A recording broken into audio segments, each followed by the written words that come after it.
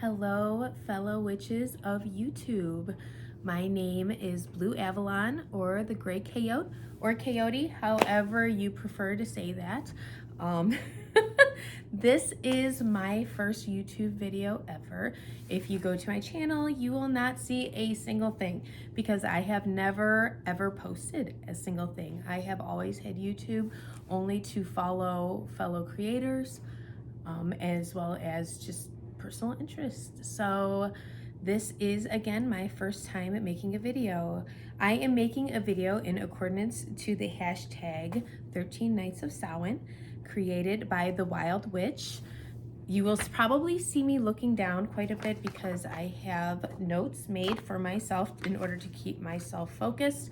I do struggle from ADHD as well as autism, so I'm pretty decent at, keeping my attention on where it needs to be, but you may see me drift off occasionally. It does tend to happen. So bear with me, and I hope that you guys enjoy. The first question here is, Samhain, what does it mean to me in my practice? So for me, this time of year, aside from the very basic, the cats and the witches and the brooms and the pumpkins and all of that fun stuff, for me, it is first and foremost about decluttering. So it is about getting rid of the old and making space for the new. I kind of go through my closets. I get rid of things that I haven't worn throughout the year. I donate them. I dust. I get rid of a lot of stuff. Go through my makeup bag, get rid of everything that I just haven't touched, things that are, a little bit questionable, probably shouldn't be there anymore because they've been there for 10 years. Ew. So, but yeah, just as I said, making space for the new and getting rid of the old. That is where most people spring clean. I Samhain clean. So that is the first aspect of this time of year. It just comes very naturally, and it's something that I have just noticed that I do year to year around this time. Let's see, another part I would have to say is just deepening my practice in general. So I do know that some practitioners, they focus on the spirits that are around, their ancestors, the fae, the all around, either the vibes or of the season or the spirits of the season. For me, this time of year is about coming back to myself. So usually around the summertime, I am so hyper focused on family, work, things around the house, the animals, taking care of everything. I tend to find myself being a little bit far away from my practice. And so around this time of year, I do tend to start kind of turning back inwards towards myself. Some people may view that as being kind of selfish, or sounding at least a little bit selfish, but allow me to explain. So as a child, I grew up in a very Christian home. We weren't allowed to watch the television shows that we wanted to watch because they were demonic. I wasn't allowed to listen to certain music, only Christian music, because it was demonic. I wasn't allowed to go trick-or-treating because it was the devil's holiday. Thank goodness my mom is no longer like this. She's extremely supportive of my craft. But at the time of my childhood, she was very much so into almost that toxic Christianity, so to speak. So as I got older and I was able to go out on my own and do what I wanted to do, especially around this time of year, I was finally able to be myself, to come out of the broom closet. I was able to practice and believe how I wanted to, regardless of what anybody thought. And so this time of year for me is about, as I mentioned, myself. It is about my freedom. It is about my ability to express who I am and celebrate that. And I celebrate that in every way possible. I celebrate that by doing spells all month. I celebrate that by, doing free tarot readings for my friends and family, or, anybody online that may want one, just, or doing like card of the day prompts and sending them out.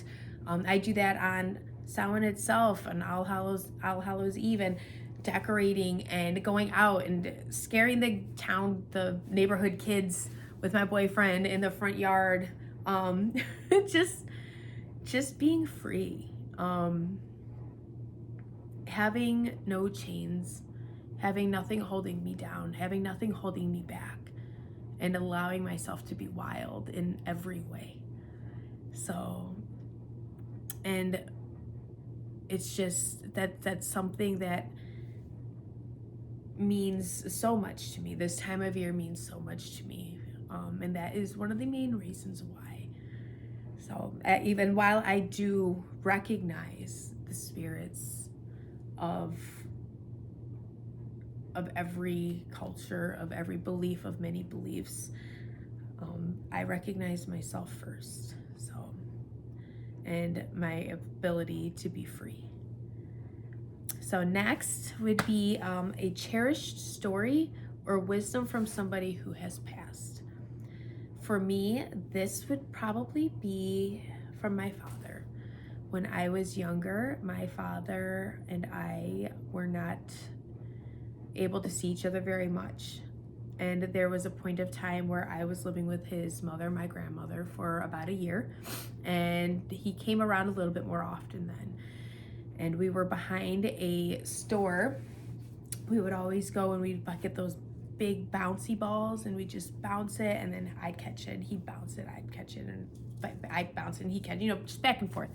And he looked at me and he called me Seely, and he was like, Seely, make me one promise. And I was like, okay. And he was like, no matter what you do in life, whether life gives you lemons, whether it gives you sunshine and rainbows, make sure that regardless whatever happens, that you never give up, that you always strive to do your best. And it is okay if you fail. It will always be okay if you fail, because you will fail. That is a part of life. But it is not bad, because how are you going to learn or know to do better if you don't fail? It is just natural. But always make sure that you pick yourself up and you keep going and you keep moving forward. And, you don't let that dust weigh you down. So, along with that would come never allowing your feelings to rule you, living outside of those feelings, including and especially fear. So, and this means a lot to me, because it was one of the first tidbits that I had applied to myself when it came to being a witch. I am an empath. I am questionably, I guess, empaths are just like anything in this world, are on a spectrum, a spectral scale. You've got those really light, I like to call them light, fluffy empaths. And then you've got what are called more super empaths, and that is not, it's not something that you want to be like, oh, I am super and I'm awesome. And no, it's super empaths, if you look into them, can tend to have more of a dark streak in them. They have been known to be one of the only forms of empaths that can fight narcissistic personalities, and fight them head on, because they're able to fight fire with fire. There is a whole thing when it comes to super empaths. So if you don't know anything about it, it could be something fun to look into. But I am an empath, and definitely not one of those fluffy ones. So I have been told that I can be very just blunt, very straight to the point, take no BS type. But regardless that, I'm also an Aries. So, there's that, I'm sure. With a Scorpio moon and Leo rising, it is a fun combination. But But anyways, back to the story. Sorry, ADHD, saw something shiny. So one of the first times I ever applied that to myself was I was on a date with a gentleman at a bar, and there was somebody that came in, and there was a pool table stationed right behind us. And so he came in and he started playing pool. He was by himself, and he was a gentleman of color. The kid that I was on a date with was not. So I have a very mixed background. I am of African, Middle Eastern, Spanish, and a Scottish descent. So with a little bit of Romani as well. So, but this kid did not know that at all. And he decided to use a racial slur in order to speak about the gentleman behind me, which of course heavily offended me. So that being said, I pretty much told that kid to kick boulders barefoot, and I excused myself from the date. And on my way out, Spirit was telling me that I needed to say something to this gentleman, because I was so, while he was there playing pool and while I was on that date, I was very focused on him. And what caused that kid to use the racial slur was the fact that he had noticed that I was very hyper focused on this gentleman. I kept looking at him and, excuse me, so sorry, feeling this draw, this pull towards him. Like I couldn't explain it. I knew what it was, but I couldn't explain it at the time. This was many years ago. I will be 39 in March. I want to say maybe I was 24 at the time. I'm not sure. But anyways, so on my way out, I felt that pull, like, you need to say this, you need to say this. I was like, no. And what looked like a freak, I ain't doing that. I'm not saying anything that's weird. I'm going to be weird. He's going to think I'm weird. Absolutely not. I'm going to keep going. I'm going to do my thing. I'm going to go home. I'm going to go do whatever I need to do. Like, I'm done with this entire situation.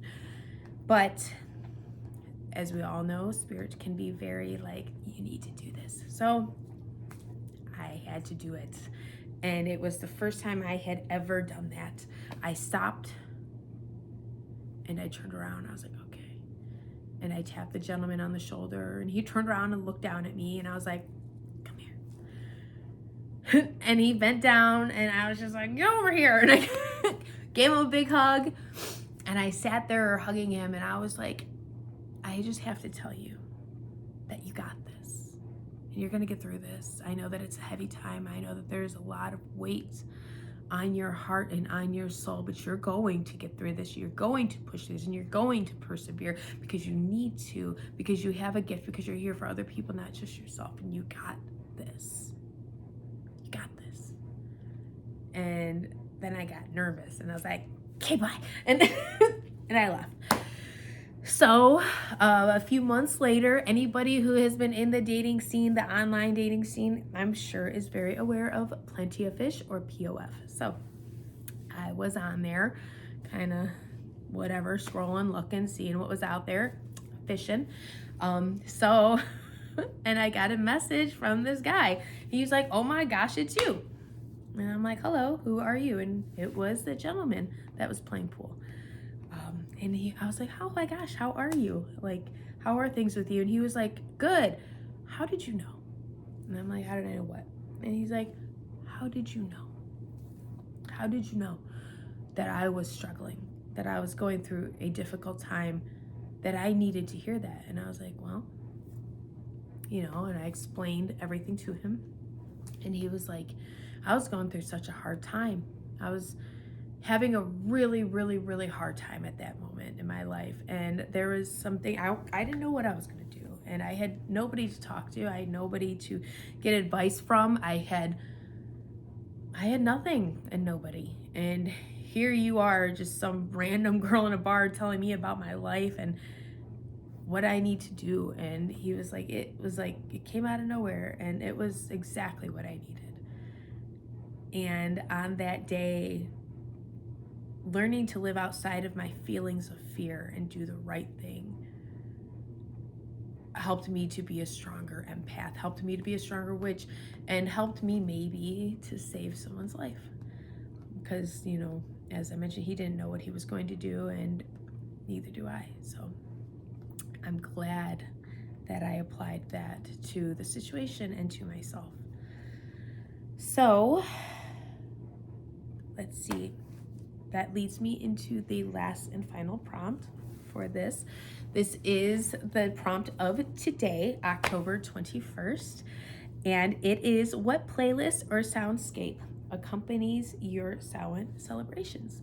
So, I am an eclectic witch. I apply many forms of practice, or many paths, you know what I'm trying to say here. Like, I apply many things to my practice. When it comes to music, though, I really like drums. Drums just speak to me. They get me going. They get me amped up. They really raise my spirit. They raise my energy. They get me ready for anything. Whether it is African drums, whether it is Nordic drums for like Nordic music, like Heilang. Heilang is my favorite. And I like Danheim too. And if I'm looking for a more kind of witchy appeal, I would probably say Wendy Rule is one of my favorites. She was one of my favorite, she was one of my first, she was one of my first witchy musicians that I had ever listened to. And I find her voice very interesting, and I find her music very cool. So there's that. I don't really have much more to add to that other than just that. But I wanted to thank the Wild Witch for making this hashtag. It's super fun. And as I said, it inspired me, somebody who never, ever, ever thought that I would be making a YouTube video. So that's exciting. So I think it's great. I think that it is, great for some of us more seasoned practitioners. I've been practicing for over 25 years, as well as for some of the newbies that come along. There's all this fast-paced witch stuff out there these days, and between TikTok and Instagram, and they're lacking so much depth, and they left so many things unanswered, so many questions, and with this, I think that it's really fun to be able to show new practitioners, new witches that are coming into this, that there's a million ways that you could do this. There's no right or wrong way. There's no one way. There's a million, and it is just as unique and just as beautiful as you are as a witch. And I love watching these. I think that they are all brilliant. I think you are all brilliant.